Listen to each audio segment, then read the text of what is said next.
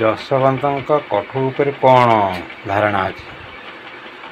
ଦଶବନ୍ଧୁଙ୍କ କଠଉ ଉପରେ ମୁଁ ଜାଣିଛି ଦଶବନ୍ଧୁଙ୍କ କଠଉ ବହୁତ ଉପକାରରେ ଲାଗେ। କ'ଣ ନା ତାଙ୍କର ଜ୍ୱର ଥଣ୍ଡା ଯେକୌଣସି ରୋଗ ହୁଏ ସେଥିରେ ଆମେ ଜାଣିଛୁ, ଆମେ ନିଜେ ଖାଇଛୁ, ବାହାରୁ ଲୋକ ନିଅନ୍ତି ଭଲ ହୁଅନ୍ତି।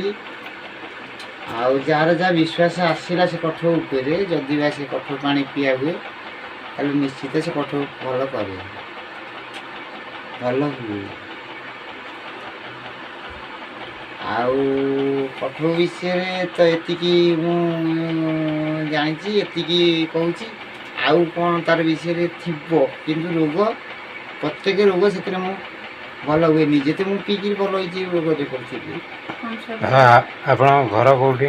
ଆମଟା ଜଗତସିଂହପୁର ଜିଲ୍ଲା ଅଢ଼ଙ୍ଗଗଡ଼। ନା ଇଏ ଗାଦି ପାଖରେ? ଗାଦି ପାଖରେ ତ ଜନ୍ମ, ଆଉ ଗାଦି ଏରିଆରେ ଜନ୍ମ, ଗାଦି ପାଖରେ ଜନ୍ମ। ଗାଦି ତ ଆମର ଆଉ। ତେଣୁ ସେ ତ ବାହାରକୁ ଯାଇଥିଲେ, ପୁରୀ ପଳେଇଥିଲେ। ଆମ ଛୁଆବେଳେ ବାପା ଯେଠୁ ଜାଣିଲେ, ଏବେ ଶୁଣିଲୁ ଯେଉଁଟା ଯେଉଁ ସବୁ ହେଉଛି ତାରି ବିଷୟରେ ଆମେ ନିଜେ ମୁଣ୍ଡ ଖେଳିକି ଜାଣିଲୁ ଯେଉଁଟା ଗୋସାଇଁଙ୍କର କାମ ହେଉଛି। ଗୋସାଇଁକି ଜଣେଇଲା ବେଳକୁ ଗୋସାଇଁ ଜଣେଇଲେ ଯେ ଆମେ ପଦାରେ ଅଛୁ, ବା ଆମେ ଏଠି କେଉଁଠି ଅଛ ନା ଆମେ ପଦାରେ ଅଛୁ। ସେ ଯାଇ ଶିଣି ସାରିଥିଲେ। ସେଇଟା ସତ, ଆମର ଗଛ ମିଠା ରହିଲା। ଆମର ଯେଉଁ ଦାରୁପଟା ହେଲା, ସେ ଦାରୁ ଗଛଟା ମିଠା ରହିଲା ବୋଲି ଆମେ ଜାଣିଲୁ। ସୁଭଦ୍ରା ଦାରୁ। ଆଉ ସେ ତ ସେଠି ଦେହ ଛାଡ଼ିଗଲେ, ଆମେ ତ ଦେହ ରଖିପାରିଲୁନି। ଗୋସାଇଁ ତ କହିଥିଲି ଯିବା ପାଇଁକି, ଆମେ ତ ଯାଇପାରିଲୁନି। କଠଉ ପାଣିରେ କେଉଁ ରୋଗ ସବୁ ଭଲ ହୁଏ? କଠଉ ପାଣିରେ ବହୁତ ରୋଗ, ସବୁ କିଛି ରୋଗ, କ୍ୟାନ୍ସର ଫ୍ୟାନ୍ସର ବହୁତ ରୋଗ ଭଲ ହୁଏ। କେଇ ଜଣ ଖାଇକି ସବୁ ଭଲ ହେଲେଣି? ହଁ ହଁ, ଭଲ ହେଇଛନ୍ତି। ମୁଁ ନିଜେ ବି ଲୋକଙ୍କୁ ଦେଇଛି, ସିଏ ବି ଭଲ ହେଇଛନ୍ତି। ମୋ ହାତରେ ମୁଁ ନିଜେ ଦେଇଛି। ଆଉ ଏଇଠି ଆମର ବାଲିଆ ଷ୍ଟୋରରେ ଜଣଙ୍କର କ୍ୟାନ୍ସର ହେଇଥିଲା, ବ୍ଲଡ଼ ରହୁନଥିଲା, ବ୍ଲଡ଼ ପଡ଼ୁଥିଲା, ବ୍ଲଡ଼ ଶୁଖି ଯାଉଥିଲା। ତାଙ୍କୁ ମୁଁ ନିଜେ ନେଇ ପାଣି ଦେଲି, ସେ ପିଇଲେ, ଭଲ ହେଲେ। ଆଉ ସିଏ ବି ମୋତେ ବହୁତ ସମ୍ମାନ ଦେଇଛନ୍ତି।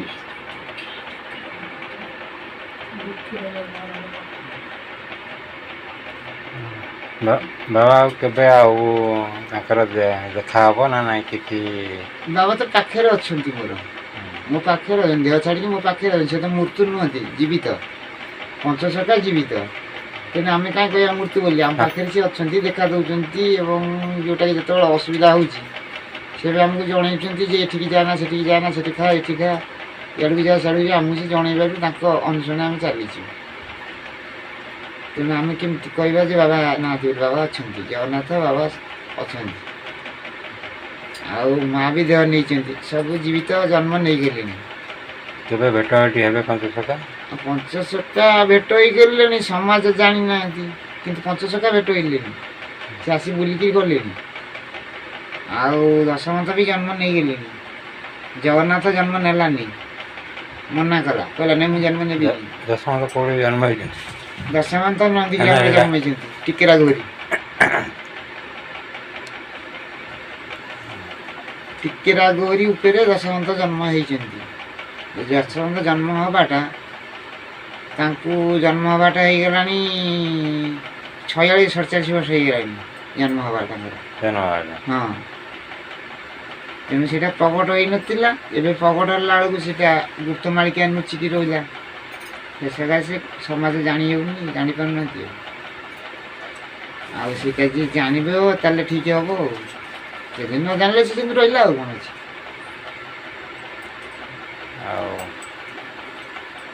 ଆଉ ଯଶୋଙ୍କ ଅଲୌକିକ କ'ଣ ସବୁ ଅଛି?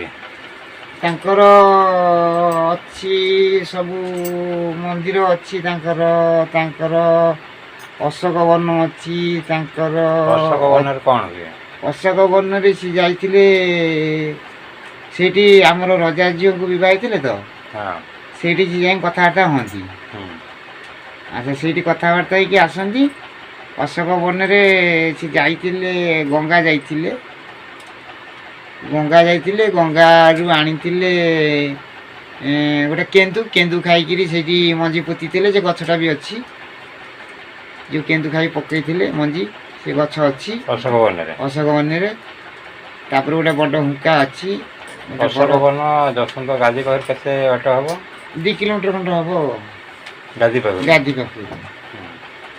ଆଉ ତାଙ୍କ ଶ୍ୱଶୁରର ଜାଗା ପାଖରେ ସେଇଠି କତି ଆଉ 1 କିଲୋମିଟର ଭିତରେ ରହିଲେ ଅଛି ଆଉ।